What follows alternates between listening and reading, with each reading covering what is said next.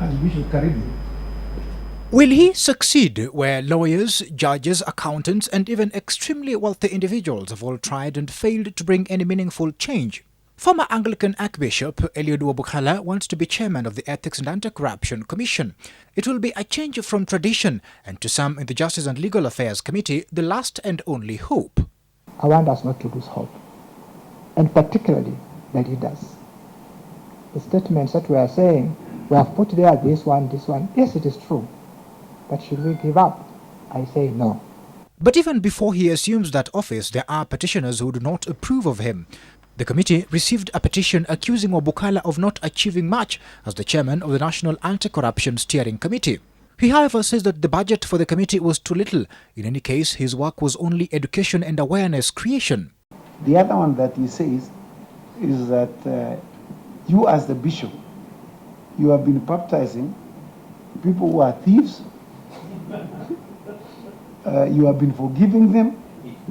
That you have in fact buried some of them who are thieves, who are corrupt. That in fact you have also married them. In the church where I have served, we have systems. Those of you who are Anglicans or Catholics or whatever, you know very well that we have to go through certain teachings before we do what we wanted to do. There's catechism, there is counseling. The systems are well set. Therefore, we don't just go out there and collect anybody and bury them or no. Wabukhala says he is qualified for the job and will bring his experience heading the Anglican Church in Kenya and globally in his work. Aside from his endeavors at the Anti-Corruption Steering Committee, he says when he headed the church, he refused to allow any suspect donations. I gave a directive, and even had it documented in one of our synods, that we don't entertain that kind of money. For the 7 years I was at All Saints Cathedral, I never held a harambe and invited any of you to become a guest. If any of you came, I would wish to know. Are you your own man, or you are being pushed by somebody, or you are requested by someone to apply for this position? I will not allow any forces to interfere with what the law has given me to do. There are regulations that I will follow. I have my conscience, informed by my faith, and all that will guide my work. So I want to assure you, my brothers and sisters here, that nobody has pushed me.